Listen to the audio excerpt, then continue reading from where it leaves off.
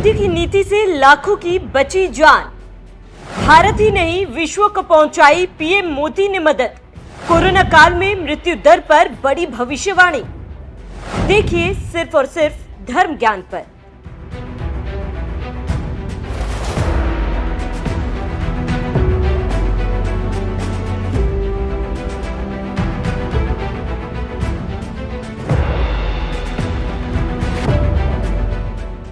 नमस्कार, आप देख रहे हैं धर्म ज्ञान और मैं हूं आपके साथ शावनी पटनायक।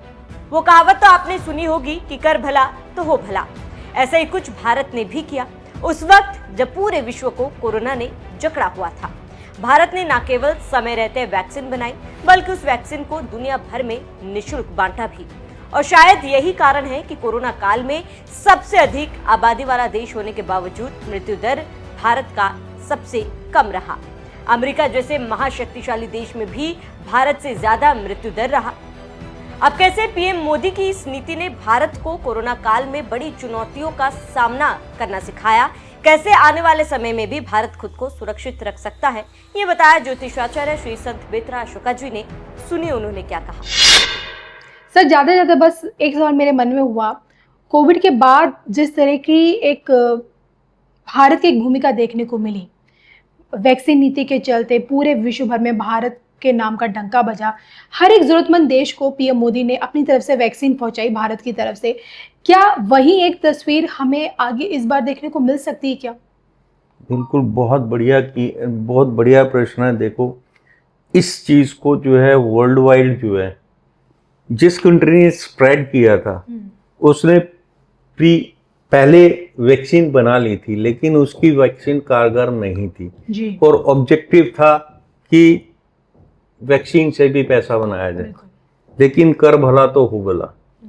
इंडिया ने वैक्सीन विकसित की और विकसित करने के बाद कोवैक्सीन और कोविशील्ड जो है आप देखिए कि ऑल ओवर द वर्ल्ड जो है वो एक्सेप्ट हुई है जी। और मोदी जी ने उसको जो है फ्री में दी है। कुछ पुअर कंट्रीज को तो बिल्कुल फ्री में बांटा। अब मैंने बोला कर भला तो हो भला। कोविड के बाद जो आपकी इकोनॉमिक ग्रोथ थी all over the world her country के नीचे है जी। लेकिन इंडिया एक ऐसी कंट्री है जिसने इकोनॉमिकली फास्टेस्ट ग्रोथ दिखाई है। इवन टुडे जो है we are fastest growing country due to that mentality.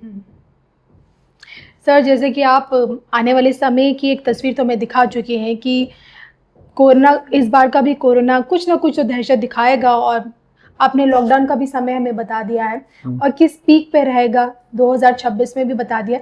लेकिन इन सब के बीच जाते जाते देश को, लोगों को क्या संदेश आप ऐसे माहौल में देंगे सर? देखिए, कोरोना हम झेल चुके हैं जी। सबके पास एक्सपीरियंस है। कोरोना में जो चीजें जिस तरीके से इंडिया में फॉलो की, दैट वाज द रीजन कि हमारे कंट्री में जो है कोरोना का जो आपका इफेक्ट था वो बहुत कम था। अपनों को खोने का दर्द भी हमने झेला है। अपनों को खोने का दर्द तो था। 5, 5.5-6 लाख जो आपका जो है उसे क्या बोलते हैं मोर्टेलिटी है और 50 लाख से ऊपर जो है आपके 5 करोड़ से ऊपर जो है इफेक्टेड हुए थे।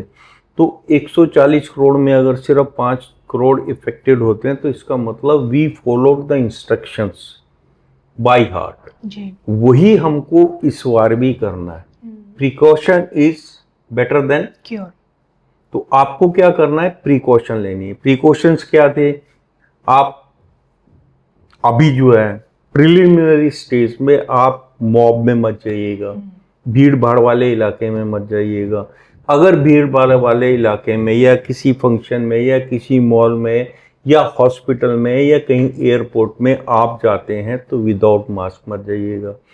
मास्क भी आपको बेटर क्वालिटी का N5 क्वालिटी का आपको लगाना है और मास्क को टच नहीं करना है। तो ये प्रिकॉशंस आपको लेने हैं। किसी से आप शेक हैंड मत करिएगा।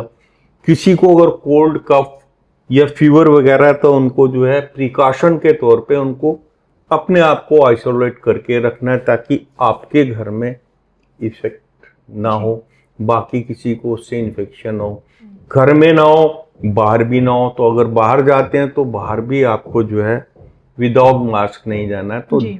ये प्रिलिमिनरी स्टेज के जितनी precautions, that is our experience, जो हमने पास्ट में गेन किया कि किस चीज से हमारे जो है हम बचे हैं, कैसे लड़ना है। उसको from the beginning, from the very first day, क्योंकि ये स्प्रेड होना शुरू हो रहा है, केसेस बढ़ रहे हैं, तो ये फॉलो करना बहुत जरूरी है।